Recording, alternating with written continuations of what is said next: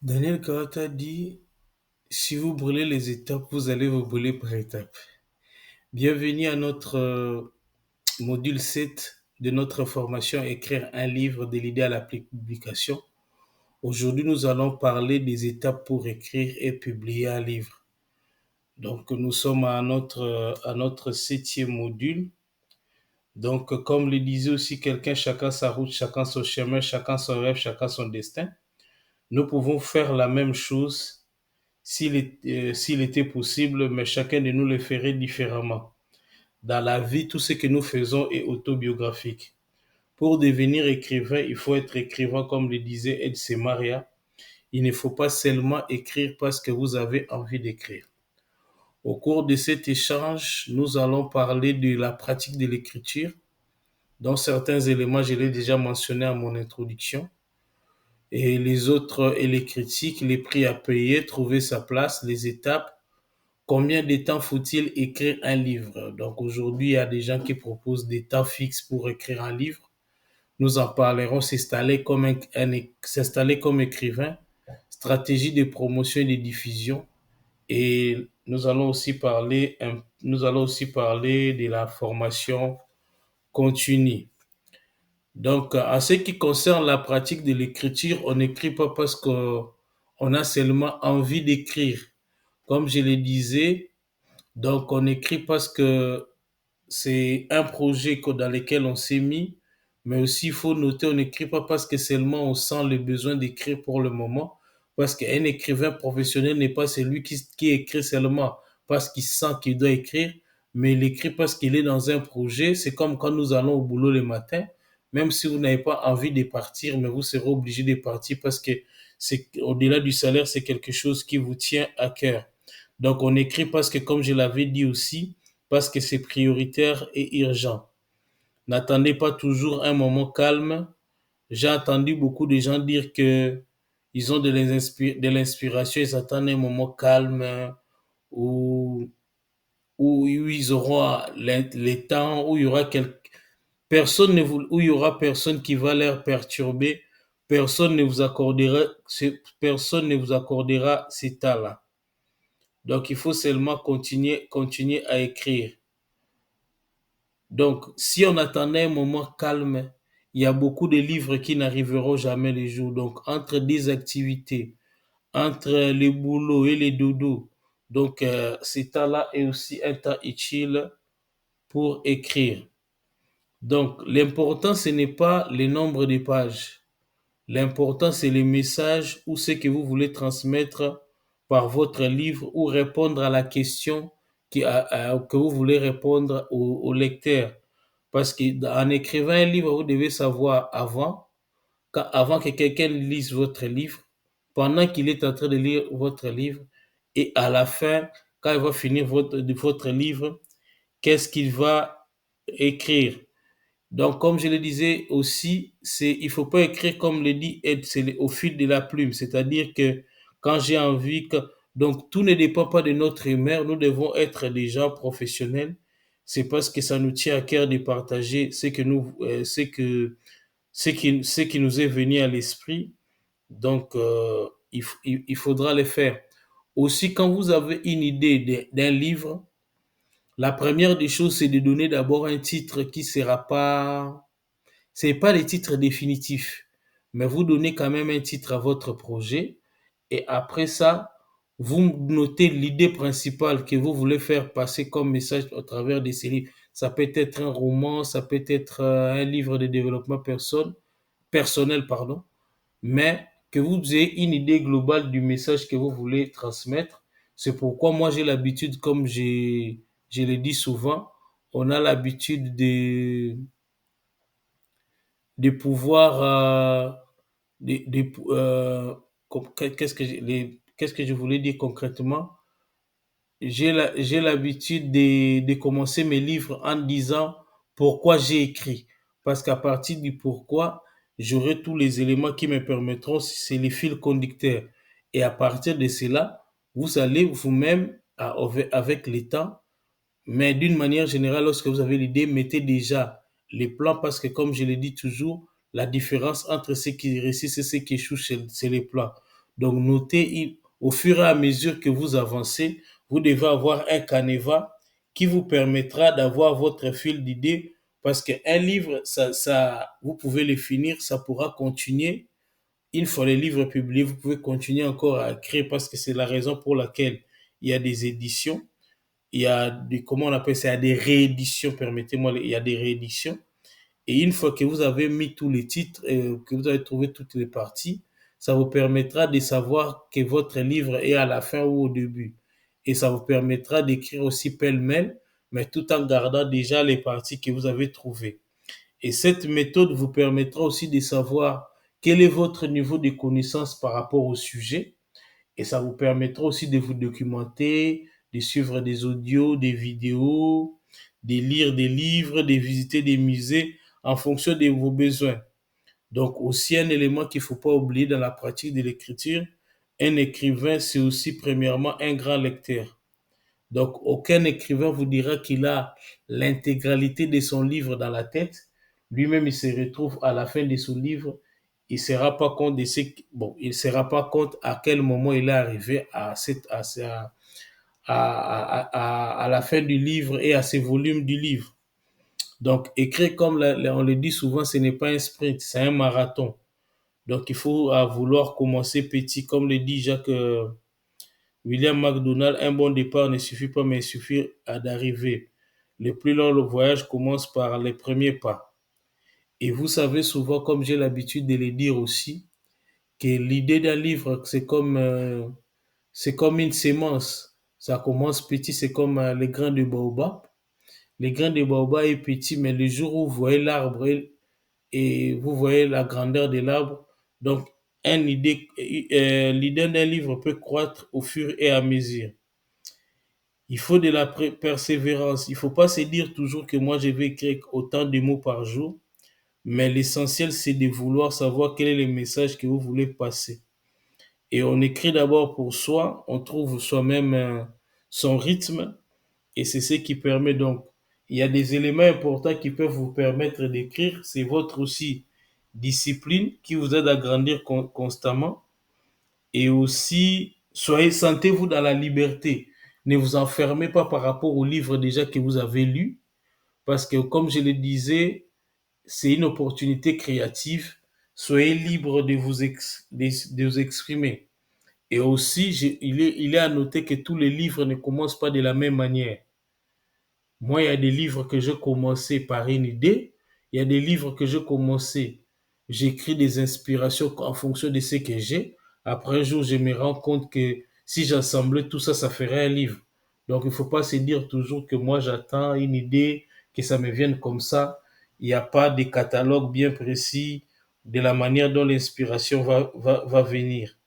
Écrivez ce qui vient à l'esprit, c'est la relecture qui vous permettra de faire les toilettages. Si vous trouvez que écrire un livre c'est difficile, John Maxwell propose quelques règles. Il faut avoir ce qu'on appelle premièrement l'intentionnalité. Que voulez-vous accomplir ou que voulez-vous écrire? Par exemple, il donne l'exemple de si vous voulez abattre un arbre. Donc la première règle c'est l'intentionnalité. La deuxième règle c'est la faisabilité, comment vous allez arriver. Donc, si on commence par l'intentionnalité, on peut dire, je vais abattre un arbre. Après abattre un arbre, la faisabilité, c'est de brandir la hache. Est-ce que vous avez les moyens de l'accomplir? Et la troisième règle, c'est l'inventaire ou la concentration. Vous voulez combien d'arbres? Couper un seul arbre à la fois? Est-ce que vous voulez entamer plusieurs? Et la quatrième règle, c'est l'action. Combien de coups de hache vous-même vous déterminez? Et à la fin, la dernière règle, c'est la régularité parce que c'est votre régularité, excusez-moi, je vous le disais, votre discipline. Il n'y a pas de stratégie universelle pour. Donc, chaque livre a sa particularité, mais il y a des éléments qui reviennent, par exemple, le plan, la planification, les canevas que vous avez, tout ça, ça détermine. Tout ça vous permettra d'écrire votre livre. Et aussi, nous allons parler des autres donc, et les critiques. Parce que d'une manière générale dans la vie, on ne doit pas attendre l'approbation de tout le monde pour faire quelque chose. Donc, ne craignez pas des critiques parce que, comme le disait mon père, la critique est aisée, mais l'art est difficile. Et vous devez savoir que vous n'allez pas toujours écrire à la perfection. Et d'une manière générale, il y a trois types de critiques. Il y a les critiques négatives, ce sont les critiques pour vous décourager. Vous avez fini votre texte, vous le faites lire à quelqu'un, au lieu de vous encourager, on vous traite d'idiot. Parce qu'il y a beaucoup de fautes d'orthographe. Je tiens à vous noter, mais un texte même qui est passé entre les mains d'un professionnel de correction, ça peut toujours garder quelques erreurs. Il y a aussi ce qu'on appelle les critiques positives. Ce sont les critiques où on vous montre vos erreurs et vos qualités en vous suggérant ce que vous devez améliorer. Donc, ça, ce sont les critiques. Il y a l'autocritique. C'est aussi une forme de critique positive que vous faites de vous-même. Et il faut noter que les critiques cachent veulent dire trois choses.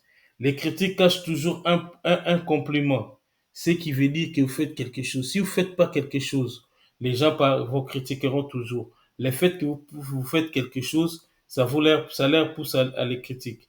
Et si elles sont négatives, les critiques aussi vous permettent, ça cache aussi des éléments qui peuvent vous permettre de vous améliorer. Et ça note aussi que les gens ont un regard sur tout ce que vous faites. Et quel est le prix à payer? Les prix à payer, il faut savoir qu'il y a toujours un prix à payer. Comme il s'est dit, ceux qui sèment avec larmes récoltent avec chant d'allégresse. Il y a ceux qui disent qu'ils ne se sentent pas capables. Il y a ceux qui disent qu'ils ne sont pas prêts, ils attendent le bon moment. Ils se disent aujourd'hui, toutes les conditions ne sont pas réunies. Donc, il y a toujours un prix à payer. Ce n'est pas toujours en termes monétaires, mais vous devez abandonner quelque chose. Vous devez, par exemple, couper vos temps des séries. Par exemple, si vous regardez souvent des séries, si vous regardez souvent des émissions, ou comme moi, si vous avez le temps souvent de regarder les journaux télévisés, à des jours, vous les regarderez. Vous n'allez pas visionner les journaux télévisés. Et il faut dire qu'il ne faut pas toujours comptabiliser votre temps d'écrire. Si tout le monde comptabilisait le temps d'écrire, aucun livre ne sera abordable à chacun de nous parce que les livres allaient coûter cher. Donc, le prix à payer, c'est de pouvoir avoir la discipline et avoir le courage de vous mettre à la tâche. D'une manière générale, si vous voulez devenir écrivain, il y a la place pour tout le monde. S'il y a un monde où il n'y a pas de problème, vous écrivez votre livre, personne ne viendra vous déranger. Ne viendra vous déranger. Donc, si vous écrivez parce que vous sentez le besoin de transmettre quelque chose à la société, et c'est parce que vous avez trouvé un vide que votre livre viendra combler dans la société. Et c'est la raison pour laquelle nous avons plusieurs opérateur téléphonique, mais chacun a sa particularité. C'est votre particularité que vous venez, c'est ce qui vous accorde la place. Donc, n'attendez pas que quelqu'un vous dise que vous allez devenir écrivain, mais vous-même trouvez votre place en écrivant votre livre, en le publiant. Nous allons parler des étapes. Les étapes pour pouvoir écrire un livre. Moi, dans la plupart des cas, je passe par bon, j'ai déjà répertorié au moins 15 étapes. Bon, je vais pas, je vais essayer de les citer tous, toutes ces étapes, pardon. Donc, moi, premièrement, d'une manière générale, je dis souvent que les livres ne viennent pas les mêmes.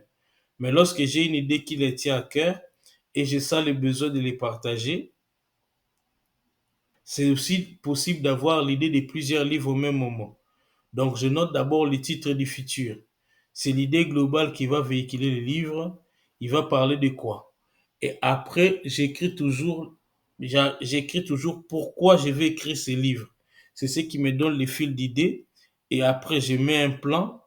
Et après le plan, je commence à combler là où j'avais écrit. Il y a aussi d'autres parties du livre qui arrivent au fur et à mesure que vous vous documentez sur le sujet ou que vous êtes en train d'écrire. Et c'est à partir du plan que moi, je vais commencer à savoir quelles sont les vidéos parce que mes livres, la plupart des cas, ce sont des livres de tous les jours de la vie pratique. Ça me permet aussi de me documenter. Ça permet aussi de pouvoir introduire mon sujet de livre dans les échanges entre amis. C'est pour un peu, comme je le disais, il faut savoir tester les idées. Et après, moi, je continue à écrire, mais d'une manière générale, il y a des moments où certaines phrases que j'ai lues de certains auteurs, que je commence à les intégrer dans les livres. Et quand je les intègre dans les livres, j'arrive à la relecture où je fais le choix du préface, de celui qui va préfacer. Je conseille vivement.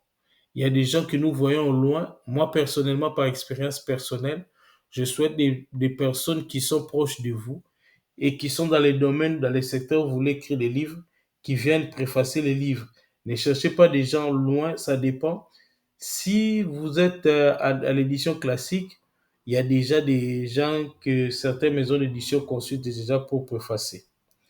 Et après la relecture, vous allez lire la préface, vous allez relire votre livre et vous allez les soumettre à la maison d'édition, soit vous allez vous-même faire le choix de l'auto-édition.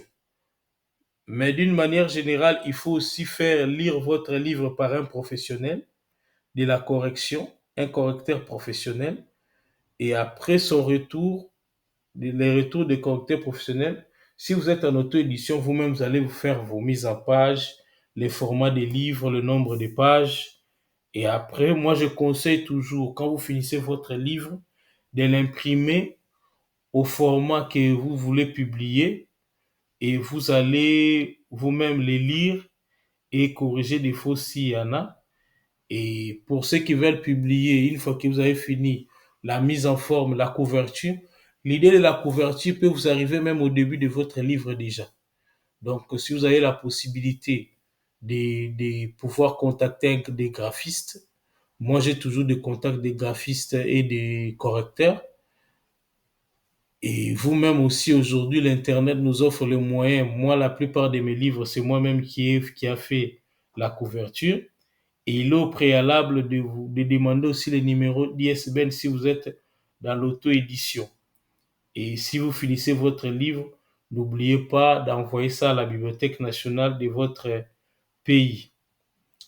Et la question de savoir combien de temps que vous pouvez écrire votre livre, moi je ne sais pas comment est-ce que je vois sur Internet, il y a des formateurs indépendants ou certaines structures qui font la formation des écrivains. Ils promettent par exemple en 30 jours, en 45 jours, soit à 90 jours ou à 180 jours. Bon, 180 jours, ça fait 6 mois.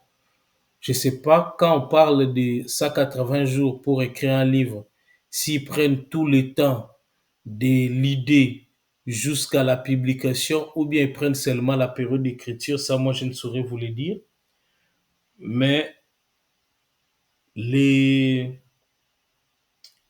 les temps pour écrire un livre, je ne saurais vous le dire s'il faut prendre combien de temps pour écrire un livre, ça dépend.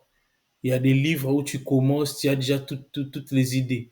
Il y a des livres que tu commences, c'est comme si tu étais en train de débroussailler un terrain. Donc, de faire l'ouverture, de créer un chemin vous-même. Donc, d'une manière générale, je ne saurais dire combien de temps qu'il faut écrire. Donc, aujourd'hui, même avec l'intelligence artificielle, vous pouvez écrire un livre en un jour. Mais ce qui manquera, c'est le côté humain. Le but, ce n'est pas seulement le temps d'écrire, mais le but, c'est de la qualité, la quantité et la qualité surtout du message que vous voulez faire passer. Et la durée pour finir son livre, c'est possible, mais c'est souvent des éléments marketing que certains coachs littéraires utilisent ou certaines institutions de formation. Écrire un livre, c'est comme cuisiner. Vous pouvez dire que ça peut prendre 5 minutes, mais vous vous rendez compte que ça prend 1 heure ou ça prend 10 minutes. Donc, tout dépend des éléments que vous avez qui vous permettent d'arriver à la fin de votre livre et de vous le faire. Et le temps pour écrire dépend de l'abondance de la matière d'abord à traiter, du sujet ou de l'histoire que vous voulez partager, le temps que vous prenez à écrire et aussi les autres acteurs. Par exemple, aujourd'hui, la durée du livre dépend d'abord, premièrement, de la durée pour écrire un livre dépend de l'auteur. C'est en fonction de son inspiration, de la fréquence de l'écriture, du délai, s'il est célibataire ou marié, employé, parent. Donc, chacun écrit en fonction de sa catégorie et de ses occupations. L'auteur peut retarder aussi la publication de son livre. Par exemple, les livres, par exemple, moi je donne l'exemple de mon livre intitulé Les changements commencent ici. Je l'ai écrit, mais après, quand je su que John Maxwell avait écrit un livre aussi sur les changements qui devaient sortir, j'ai retardé pour pouvoir, euh, pour pouvoir, euh, pour pouvoir permettre de prendre quelques idées dans son livre et de les mettre dans mon livre. Donc, il y a aussi les correcteurs, les bêta-lecteurs, les graphistes et les maisons d'édition. Donc, ils ont les agendas. Donc, ces autres acteurs du livre, quand nous verrons les acteurs du livre, donc, ils ont déjà leur agenda. C'est en fonction de leur emploi du temps. Et votre demande, surtout par exemple pendant l'été ou les vacances de Noël, ce sont des périodes où les temps de traitement sont prolongés. Donc, je me souviens que mon livre que j'avais écrit, Vivre dans un monde en crise, je devais recevoir comme je l'avais écrit, publié au mois de décembre, pour avoir ma propre, comment ça s'appelle, mon propre exemplaire. J'avais commandé en mi-décembre, je l'ai reçu qu'en mi-janvier. Donc, commencez, finir votre. Donc, il y a beaucoup d'éléments qui entrent en ligne de compte. C'est pas seulement. C'est dire que j'ai écrit un livre en 90 jours, mais l'essentiel, c'est de se donner un temps et de voir si on est en train d'avancer ou si on est en train de reculer. Ne vous mettez pas aussi la pression tant que vous n'avez pas écrit votre livre. Soyez à l'aise, c'est une opportunité créative. Ça vous permet aussi de vous exprimer. Et comment s'installer comme écrivain? Donc, tout le monde entre dans le monde d'écrivain lorsqu'il publie son premier livre. C'est là où il devient écrivain. Le plus dur, c'est d'arriver. La majorité des écrivains ne vivent pas intégralement de l'argent provenant des droits d'auteur. Ils ont un job alimentaire à côté. Par exemple, c'est le cas pour moi. Moi, je fais de l'auto-édition, c'est-à-dire c'est moi-même qui finance mes livres. Donc, l'écrivain, quand il publie son livre, c'est pour recevoir des revenus. Et la manière de s'installer en tant qu'écrivain dépend des pays. Donc, écrire un livre, c'est une source de revenus. Il faudra que ça soit bien déclaré au service qui s'occupe de tout ce qui est lié à la fiscalité, que chacun voie en fonction du pays. Et aussi, il faut noter que écrire un livre, il vous suffit seulement d'avoir un smartphone, une tablette ou bien un ordinateur. Vous pouvez écrire parce qu'il n'y a pas d'endroit fixe. Vous écrire dans un bus, à la gare. Vous pouvez écrire partout où vous voulez l'essentiel et que là où vous êtes, votre imagination ou votre observation est fertile. Donc, publier aussi un livre, ce n'est pas un acte commercial seulement, c'est aussi la transformation. Elle vous apporte aussi de la fierté, donc c'est la réalisation de soi. En ce qui concerne la stratégie des promotions et des diffusions, d'une manière générale, pour vendre un livre, il faut de la promotion. Donc ce n'est pas tous les livres qui se vendent sans promotion. Aujourd'hui, à l'ère des réseaux sociaux, vous pouvez vous-même vous pouvez vous-même faire votre promotion ou soit vous faire accompagner par des structures ou des freelances spécialisés ou participer à tout événement qui vous permet de faire connaître votre livre ou votre activité. Cela demande du temps et de l'argent. Vous pouvez aussi faire de la publicité payante sur les réseaux sociaux. Donc, il y a beaucoup de publicités en ce moment qui vous permettent aussi d'améliorer vos ventes. Mais comme je l'ai dit toujours, il faut être prudent à l'ère, à l'arrivée de l'or. Ce sont les vendeurs de pelles qui deviennent riches. Donc, il faut être prudent, mais il faut savoir s'engager et publier. Ce sont les erreurs que moi j'ai faites au début. J'avais cru que mon livre allait se vendre seul. Donc, beaucoup d'écrivains aussi se contentent de s'asseoir et de se plaindre. Donc, sans pour autant faire quelque chose, non, les livres ne se vendent pas et même ils ne font rien. Donc, si j'ai un conseil à donner en ce qui concerne à ce qui concerne ces modules que nous avons, que nous avons traités sur, concernant tout ce qui est lié à la pratique de l'écriture ou les étapes pour écrire un livre, il faut continuer à se former. Pour développer vos idées, il ne faut pas cesser de vous cultiver. Asalfo a dit, on ne peut pas apporter une plus-value à ce que l'on sait faire sans se former. Donc dans la vie, personne ne nous arrachera ce que nous avons appris. Donc d'une manière générale, il faut apprendre des autres écrivains. Il y a beaucoup d'écrivains qui écrivent des livres sur l'art technique, comment est-ce qu'ils trouvent le temps, comme moi je vous ai partagé, trouver du temps pour écrire. Donc vous pouvez apprendre des autres écrivains, il y a des livres, il y a des podcasts maintenant qui existent sur ça. Donc nous avons parlé de aujourd'hui nous avons parlé de les étapes pour écrire un livre et puis les étapes pour écrire et publier un livre. Donc nous avons parlé de la pratique de l'écriture. Nous avons parlé des critiques et des autres, les prix à payer, trouver sa place, les étapes pour écrire un livre, combien de temps faut-il pour écrire un livre, s'installer, s'installer comme écrivain, la stratégie et la formation continue. Et si vous voulez encore vous documenter, comme j'ai parlé de la formation continue, je vais sortir un livre qui est intitulé 7 secrets pour écrire son premier livre. Un autre livre, comment trouver du temps pour écrire, comment écrire un livre inspirant. Et je pense que dans l'avenir, cette formation aussi sera transformée en livre. Donc, je tiens à vous remercier d'avoir participé à ce 7e module. Entre-temps, portez-vous bien. Merci beaucoup et à bientôt.